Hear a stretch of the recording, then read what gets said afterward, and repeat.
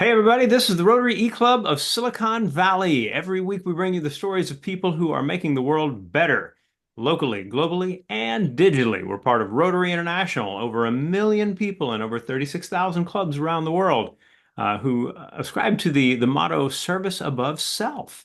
Our particular club, the Rotary E-Club of Silicon Valley, has a special interest in innovation, entrepreneurship, and education, and we love to see clever ways that things can be done in order to make people all the more prosperous, happy, healthy, productive. And in that vein, we've got a speaker for you today who's done something quite clever. I'm excited to tell you about Ernie. Ernie Rodriguez is a photographer and a park ranger on Catalina Island in Southern California. And we'll ask him a little bit about that. But for his presentation, we will jump right into what he has recorded for us. So, with that, here we go. Imagine walking into a classroom and you are under a tree. How would you feel sitting in class all day? How would it impact your day? I was trained as a school psychologist, and Nature in the Classroom is the embodiment and application of 40 plus years of research. The research shows kids do better academically, creatively, and emotionally when they are out in nature or view images of trees. Putting trees in classrooms is also the evolution and extension of a previous idea that I launched in 2002, Serene View. In 1998, I went to visit a friend in the hospital and took off and went up to the Redwoods to do a photo shoot. And while sitting in the midst of the trees, waiting for the light, I was just overwhelmed by the serenity of sitting with these trees. And I thought, why can't hospitals feel this way instead of the scary, stark places that they are? So I come home and I come across the research from Dr. Roger Ulrich. And Ulrich found that when patients had views out windows to trees and greenery, they had lower blood pressure, they needed less pain medication, and they got out of the hospital sooner by half a day. So he took it to the next step, to patients who did not have views out windows, and he showed them photographs of nature, and the same response occurred. And I thought, my word, why isn't this being used in hospitals? So I launched Serene View in 2002. Serene View curtains are now installed in over 3,500 hospitals throughout the US, Europe, and Australia. They are the recipients of major healthcare awards, and I'm proud to say that they have helped millions of patients and staff. The chief of the ER in a Denver hospital told me this story that she said paramedics bring patients in and they'll find an empty room and close the curtain and just relax for 5 or 10 minutes. This is Asia's story, which illustrates our deep instinctual connection to nature and images of nature. She has severe autism, which was due to her mother having scarlet fever when she was in the womb. Asia speaks in grunts and hisses, but she's pretty sharp. So her father had to take her to the emergency room because she had this major meltdown. And they brought her into the ER and they put her in a room, closed the curtain behind her. And when she saw the curtain, it calmed her instantly. And the father was so blown away that he went and looked at the label and tracked us down and said, "Hey, can I have this at my house?" And we said, "Sure." So the video is of Asia waiting for the curtain to be delivered. And when the doorbell rings, she rips it out of my partner's hand. And it is just an expression of pure joy for nature.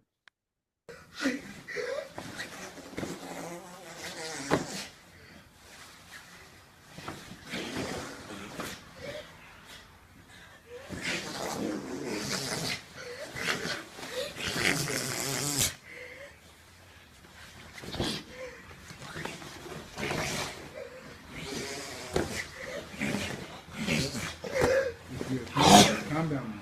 Calm down. Calm down. Calm down. You're good. You're good. Okay. You good? You good? You good, right? Okay. Calm down. I appreciate it. So I live on Catalina Island, and in 2015 I became a park ranger. And part of that process to become a ranger is you have to become a certified interpretive naturalist with the state of California. Once I completed my training, I started getting emails from the North American Association of Environmental Educators and began seeing emails that linked me to the influence of nature on student achievement and emotional well-being. This chart, compiled by the University of Minnesota, summarizes the 40 plus years of education research showing the benefits of being in nature as well as seeing views of nature outside classroom windows. The learner is calmer and more focused. The classroom environment is quieter and more social. It boosts academic performance, emotional well-being, and creates a greater sense of community as well as nurturing environmental stewardship. Then I started seeing the research around attention restoration theory. Developed at the University of Michigan in the early 80s, it delves deeper into how our brains are wired to view and examine trees. When we view trees, real or photographic, it calms us and helps us focus. ART has been empirically verified a couple hundred times, and it shows that viewing images of trees parallels the benefits of being in nature. The 4 videos you will see show the science at work. Teachers, kids, and an administrator discuss how the tree ceilings impact their day. In this first video, Telemundo interviews a teacher and kids at Gage Middle School in East LA. The full story is on our website, but I'm just going to play the actual interviews. It's in Spanish with English subtitles, but note how the student and teacher comments reflect the empirical findings. Cada vez que vemos arriba a los paneles nos ayuda a sentirnos como si estuviéramos relajados en la naturaleza y ayuda a que nos vuelvamos a enfocar en nuestro trabajo como maestros. Yo me imagino es que yo estoy ahí y que veo los pájaros en los árboles y veo los árboles moviéndose y sintiendo el aire de los árboles en mi nariz. Ellos tenían mucha dificultad en enfocarse, en estar asistiendo a las clases, la motivación estaba muy baja. Ahora que hemos regresado, estos paneles les dan una razón por venir a la escuela. Estos paneles me calman mucho, son bien bonitos y me hacen sentir como que en realidad estoy ahí, en la naturaleza. In this segment, it shows kindergartners seeing the trees for the first time. And again, it's interesting how their comments reflect the science. Oh, it's so pretty. Wow. It's so pretty. Whoa. How does it make you feel? It makes me happy because it makes me Why does it make you happy? because it's like we're outside. What else? How else does it make nature nature where? inside? Inside. How does it make you feel, Emiliano? Samantha? Okay. Logan Ernest is a 5th grade teacher at Taft Elementary in Santa Ana, and he will give us a tour of his classroom and how the trees have transformed his windowless room. Hello, my name is Logan Ernest. I'm a elementary school teacher here at Taft Elementary. And I'd like to talk to you a little bit about the transformation my classroom underwent after I had this added. Let's take a look at that. It's humongous, right? So after this happened, the students became very, very excited about having more natural elements in the classroom. So it kind of transformed everything into this more plant-based tropical theme, and it was something that they found really engaging and interesting and exciting. And it all led to them feeling they are visibly much more relaxed in this new environment. They find it calming and soothing, and I actually have a few quotes from the students when I asked them about it. They said, "It makes me come every day to school." They said, "I think the decorations are very calming and cool." Another said, "The special ceiling makes me feel nice and calm." Another said, "It makes me feel more welcome." And finally, one said, "I think it looks pretty real. It kind of helps me get focused. I mean, there should be more of it in the empty spaces." Okay, message received loud and clear, to match the rest of it.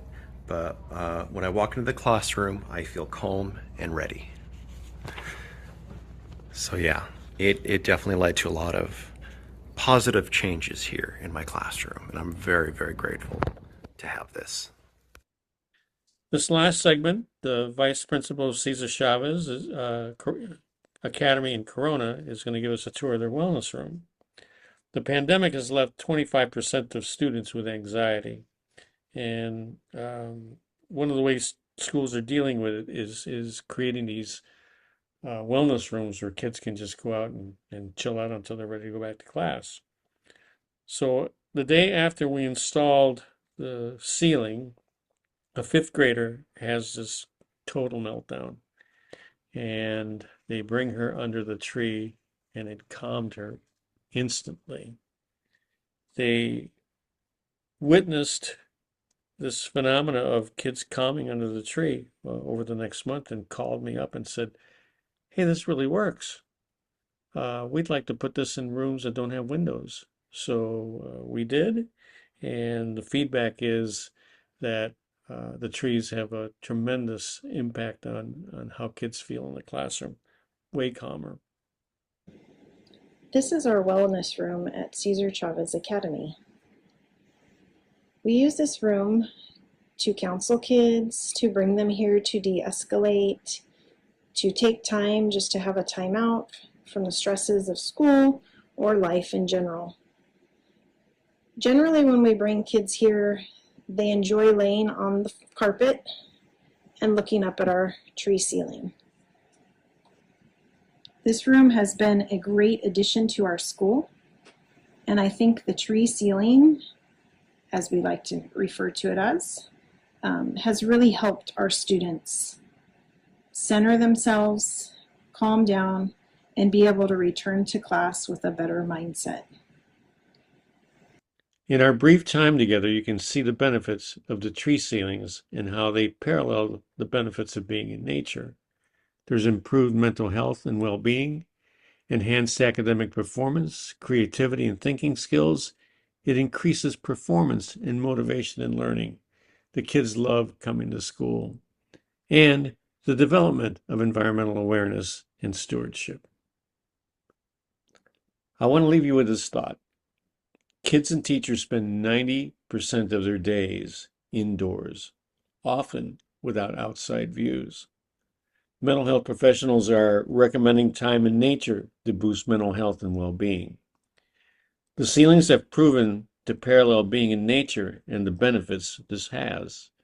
They calm kids and help them manage anxiety. And the best is the summary of the science by a kindergartner. When I asked her what she liked about having a tree in her classroom, and she was sitting on her calves, and she straightens up and she flicks her hair back and she looks at me and says, "It calms me up." Thank you so much for having me.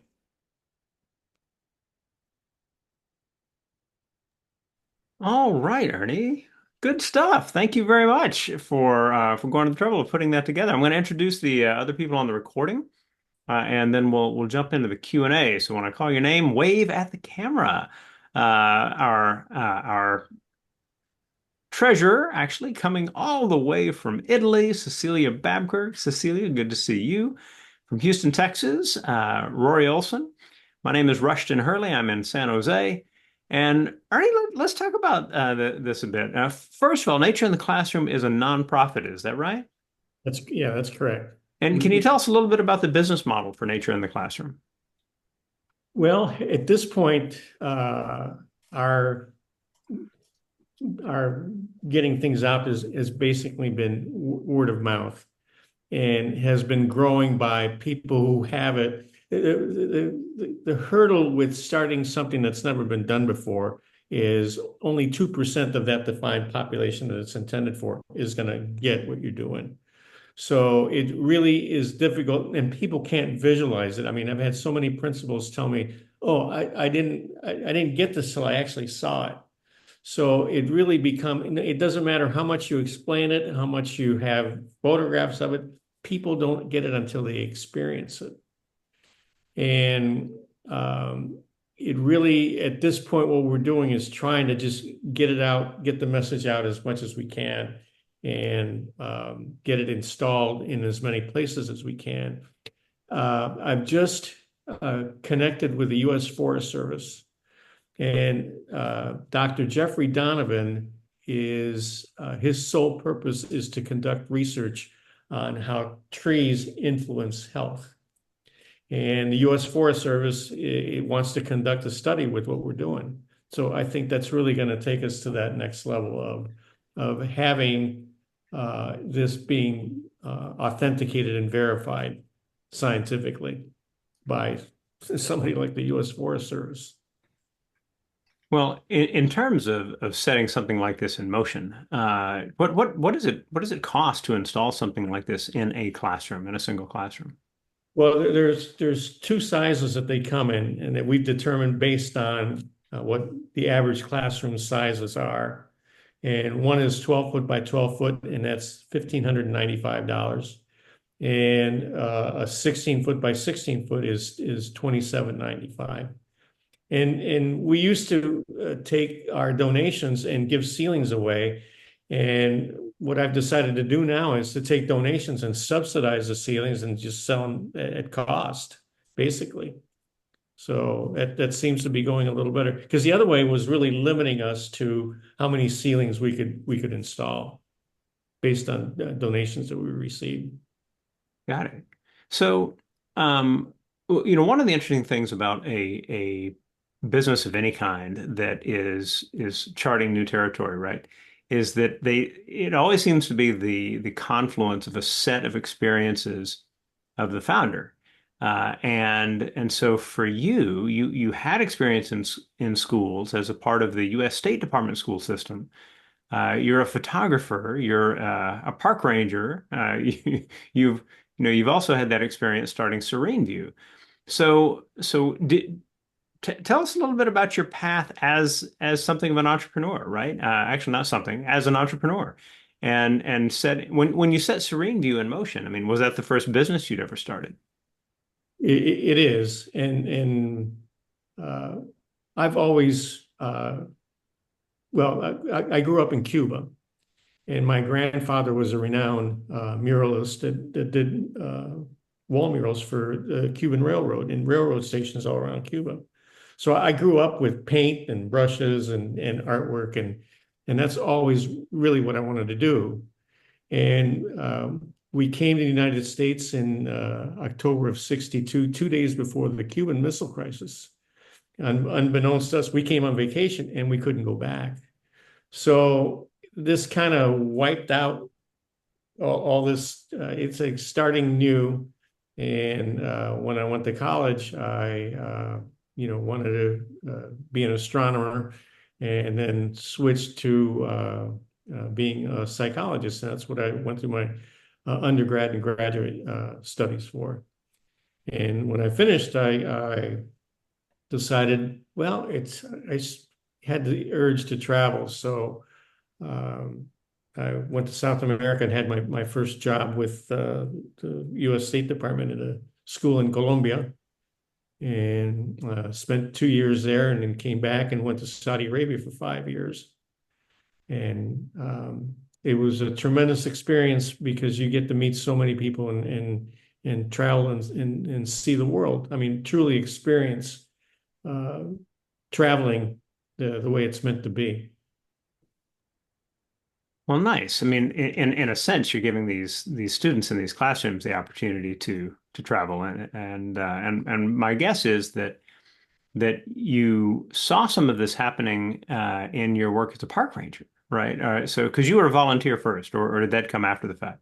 Yeah, I was a volunteer first, but I went through training as an interpretive naturalist, and that's what hooked me into seeing the science of attention restoration theory. And once I saw that, it was the same epiphany with why isn't this science being used in hospitals? Why isn't this science being applied in the classrooms? And it is amazing when we started this, I had no idea of just the volume of classrooms without windows. There's roughly 10 million kids in portable classrooms, and a lot of those don't have windows. So, what does that say about, education here in this country and how we can boost achievement and well-being? And then the pandemic comes along. And the pandemic has left 25% of kids with anxiety, and that's not going away. So teachers are left with this burden of now having to be a mental health professional in dealing with kids that are having meltdowns in classes because they don't have the schools don't have the resources to deal with this issue. How they've dealt with it, they're creating these rooms that kids can go chill out until they are ready to go back to class. And they're typically little closets somewhere that are, not very inviting. So um, there's, it's amazing. The science is there, and people don't pay attention to it. I mean, it's been verified to death. Well, bit of a long history of humans not seeing the obvious in front of them. So I get you there. And as you're thinking about like the different pieces that came together for you, and you think about what you do as an interpretive naturalist, were some of those experiences, well, let me ask the question differently. How did those experiences interact with your focus on photography? Because I'm just fascinated by this mix of experiences that you've had, and so at what point did you think, all right, this is something I can bring my artistic skills to? It it's interesting because I was at the tail end of the film era and switching to digital, and that really altered my clientele. I basically did annual report work for uh, basically the Fortune 100 for close to 10 years or so. And then digital comes along and all that work went away. And like I said, it was going to the redwoods. I have work in the Museum of Modern Art in New York that I did with Polaroid. And I had gone to the redwoods to do a project with Polaroid up in the redwoods. And it was sitting there having that epiphany of the serenity that nature has and the restorative power that it offers when you bring yourself to it. So that was a turning point of not only the awareness of nature. This was in right around 2000. So in the transformation to doing nature photography as well. And that's when I started Serene View, and that's what put me down that path. Because I always thought, oh, nature photography, it's like you just point and shoot, so it's pretty. Well, it's not. It's incredibly difficult, and I have a whole new respect to people who have really elevated that genre of photography. In our club, we have a photographer who's highly talented on that front, Keith Marsh, and so I'm sure he'll get a lot out of this program. We have some comments. Rory in Houston. Yeah, while you were talking, I was thinking about my grade school and what my effects were. And I remembered I didn't have the problems simply because all of our classrooms, except maybe the bathrooms, had large windows. And we always wondered about that. But like when I was in sixth or seventh grade, we had firemen visiting, and they said the law in Chicago at that time was schools needed large windows, which would deal with, enough space so that if there was a fire, God forbid, the firemen could knock out the glass and get the students and the teachers down on the ladders. So I was thinking that may be another reason to push for the open spaces, because it would be, even today, a heck of a lot easier for firemen to save people. I just pass it on for what it's worth. Of Yeah, course, no, Chicago had the history, the Chicago fire and some school fires. So, they thought of that. I just passed that on for what it's worth. no, it's interesting you say that because all the studies that have been done, and recently the Spaniards came out with the 330-300 rule, and basically you should be to foster mental health. You should be able to see 3 trees outside your window, Yeah. have 30% greenery in your neighborhood, and live no more than 300 meters from a green space like a park. Everything that's been done, all the studies have been done to show classrooms with windows, and they've done longitudinal studies. Kids that have had views out windows to greenery do better academically, creatively, emotionally, more graduate and go to college. Yeah. So what are they doing now? They're building schools without windows because of the violence. So it defies logic. Another comment from Cecilia in Italy. And Cecilia, you're muted. Sorry about that. You're doing such an incredible thing. And I'm doing a lot of work with Rotary clubs in Ukraine, where you can just imagine, maybe you can't, I don't know, even I cannot imagine the trauma to the kids in Ukraine as a result of the war. And the government now is, in order to help them continue their education, focusing on having underground schools where they can continue their learning. And this just strikes me as such an incredible thing to do, that because those kids all have post-traumatic stress or current traumatic stress all the time because the air raids go on and on. And so I will probably be following up with you at some point, but found this is very interesting. Thank you. Oh, wow. No, thank you. So I've in thinking about the recording, one of the real treats in that recording is that we get to hear from students and to kind of see their reactions and especially the power of the experience for that young woman Asia, Yeah. who I mean that's really intense. My guess is that there are loads and loads of settings. I mean, I can imagine, that some people in their house might say this is exactly what I need for my kid, right? But thank you for your work. What we'll do is we'll wind down the recording now. Ernie, I'll hand it back to you in just a minute for the final word. But for all of you who have taken your time to watch this recording, to spend time with us, the Rotary E-Club of Silicon Valley. Maybe you are watching this on our YouTube channel or our club page. Maybe you're listening to it as part of our podcast series.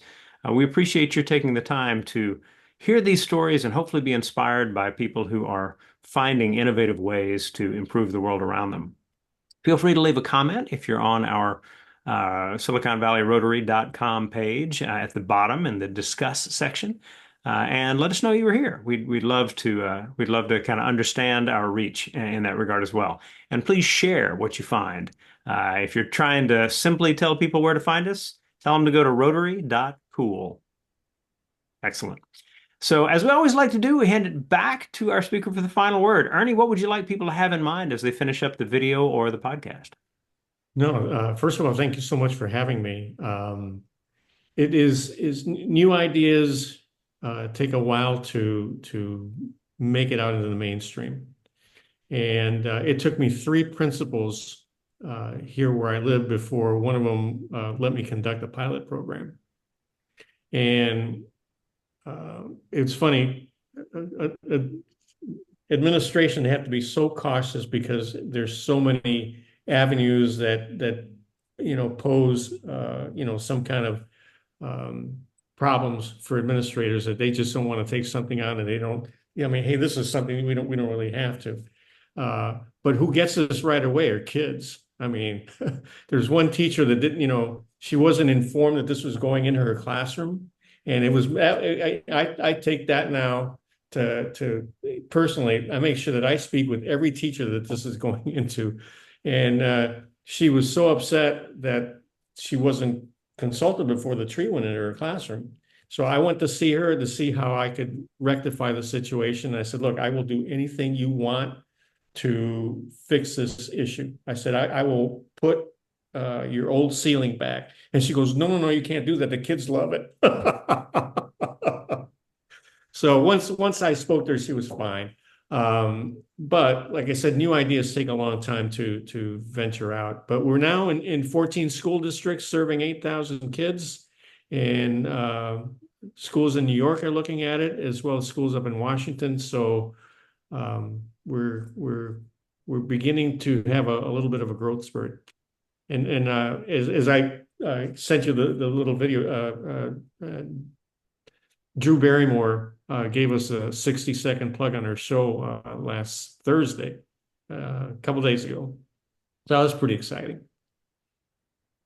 Well, exciting to see the work being done. And Ernie, congratulations for being able to pull so many different pieces of your life together into this effort that clearly is making a difference for a lot of kids and a lot of hospital patients. And so that's wonderful. Everyone, we hope that you enjoyed the show, and we will see you next week.